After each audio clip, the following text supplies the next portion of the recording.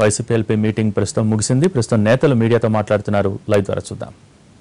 సభ్యులతోటి శాసనసభ్యులతోటి రేపటి రోజు నుంచి ప్రారంభమయ్యేటటువంటి శాసనసభ సమావేశాల్లో ప్రజల పక్షంగా వైఎస్ఆర్ కాంగ్రెస్ పార్టీ ఏ రకంగా ఏ సమస్యలను తీసుకోవాలన్న దాని మీద ప్రధానంగా చర్చించడం జరిగింది. ఇటీవలే బయలుపడినటువంటి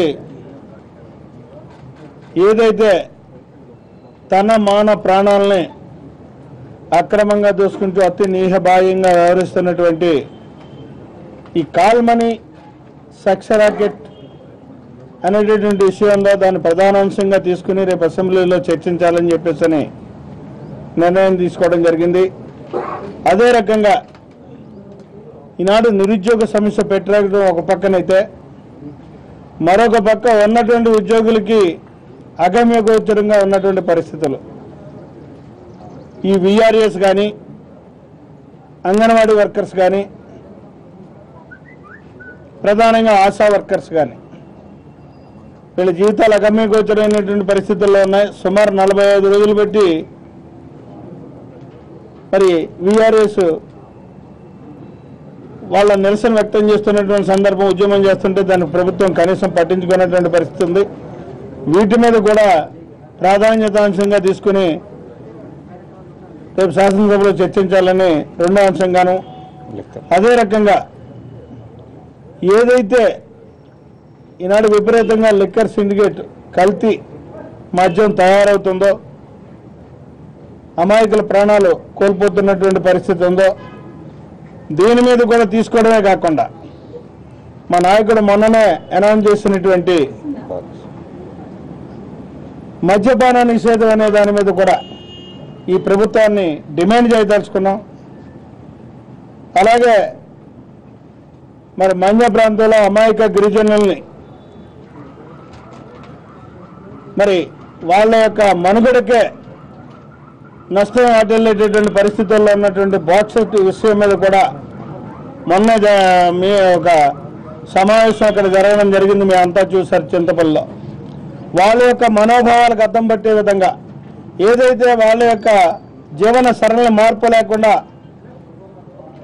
అక్కడ వాతావరణ కాలుష్యం లేనటువంటి పరిస్థితుల్లో మా జీవన సరళి ఉండాలి అని ఏదైతే గిరిజన సోదరులు కోరుకుంటున్నారో దాని మీద కూడా ప్రాధాన్యతాంశంగా తీసుకుని దాన్ని కూడా చర్చించాలని చెప్పేసి అనుకోవడం కాకుండా కరువు వరద ఈ రెండింటి మీద కూడా రైతాంగ వ్యవసాయ విధానాలన్నిటి మీద కూడా ప్రధానాంశంగా తీసుకుని చర్చించడమే కాకుండా మద్దతు ధర ఏదైతే ఉందో రైతుకు రావాల్సినటువంటి మద్దతు ధరని ఇవ్వడమే కాకుండా ప్రధానంగా ఈనాడు ఇటీవలే కురిసినటువంటి వర్షాల వల్ల మరి నష్టపోయినటువంటి రంగు మారినటువంటి ధాన్యాన్ని ఎంఎస్పి ఏదైతే ఈ ప్రభుత్వం ప్రకటించిందో ఆ ప్రకటించినటువంటి ఎంఎస్పికి రేటుకే రంగు మారినటువంటి ధాన్యాన్ని కూడా కొనాలి అనేటటువంటి దాని మీద కూడా చర్చించాలనుకుంటున్నాం. ఇక విపరీతంగా పెరిగిపోతున్నటువంటి నిత్యావసర వస్తువులు సరుకులు వీటిని నియంత్రించేటటువంటి విధానానికి గతంలోనే గొప్పగా చెప్పుకుంది ప్రభుత్వం.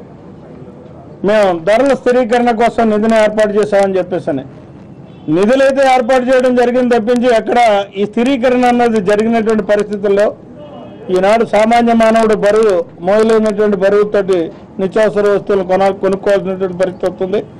దీని మీద కూడా చర్చించాలి అని చెప్పేసి నిర్ణయించుకోవడమే కాకుండా ఈనాడు ప్రజా అవసరాలకు అనుగుణమైనటువంటి విధానంలో ఈ శాసనసభలో చర్చ ద్వారానే సమస్యకు పరిష్కారం తీసుకురావాలనేటటువంటి విధానానికి మేము వెళ్తూ మరి శీతాకాల సమావేశాలు ఇవాళ బిఎస్ఏ సమావేశం ఒక నిర్ణయం తీసుకోకుండానే మంత్రులు సాక్షాత్తు మంత్రులే 5 రోజులు చేస్తాం 4 రోజులు సమావేశాలు ఉంటాయి అని చెప్పేటటువంటి విధానం నాకు తెలిసిందైతే మాత్రం ఇది ఒక నూతన వరవడిని వ్యవహరిస్తున్నారు, నియంత్రణతో పోగలతో పోతున్నారు.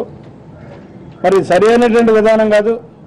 ఎందుకంటే ప్రజా సమస్యలకు అనుగుణంగా ఆ సమస్యల యొక్క ప్రాధాన్యతను బట్టి కాలాన్ని మనం నిర్ణయించుకుని నిర్దేశించుకుని శాసనసభను అవసరం మేరకు నడిపించుకోవాల్సినటువంటి బాధ్యత ఈ బీఎస్ఏ మీద ఉంటుంది. దానికి సహకరించాల్సినటువంటి బాధ్యత ప్రధాన ప్రతిపక్షానికి అధికార పక్షానికి ఉంటుంది.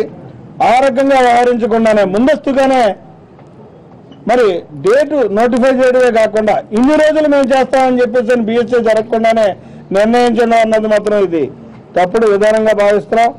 మేము ఒకటే డిమాండ్ చేస్తున్నాం, ఇన్ని రోజులు అన్ని రోజులు కాదు, ఈనాడు ఉన్నటువంటి ఈ ప్రజా సమస్యలన్నీ అతి కీలకమైనటువంటి సమస్యలన్నీ కూడా చర్చకు వచ్చి ఆ చర్చకు ఒక పరిష్కారం వచ్చే విధంగా టైంని కేటాయించుకుని శాసనసభను నడిపించేటటువంటి విధి విధానాలు స్వీకారమై ఉన్నాయి.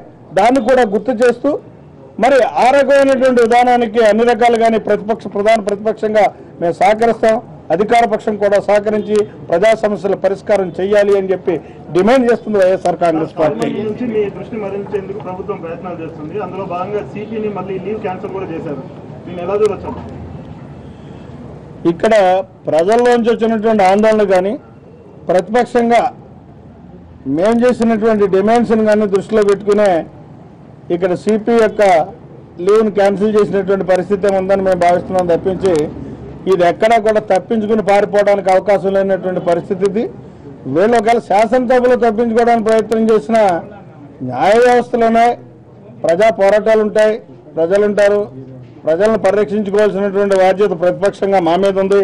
ఖచ్చితంగా మా నాయకుడు జగన్మోహన్ రెడ్డి గారు ఒక నిత్య పోరాట యోధుడు.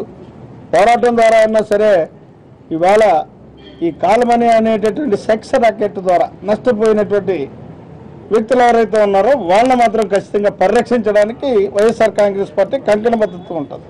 అసెంబ్లీని ఎన్ని రోజుల పాటు జరిపితే ప్రజా సంస్థలు జరగకుండారండి నెహ్రూ గారు ప్రతిసారి కాపు రిజర్వేషన్ అంశాన్ని ఎందుకు మీరు స్కిప్ చేయాలి? మేము స్క్రిప్ట్ చేయలే, అంశాల యొక్క ప్రాధాన్యతను బట్టి ఆనాడు ఉన్నటువంటి పరిస్థితులకు అనుగుణంగా శాసనసభలో మా పాత్రను మేము నిర్వహించినటువంటి పరిస్థితి ఉంది.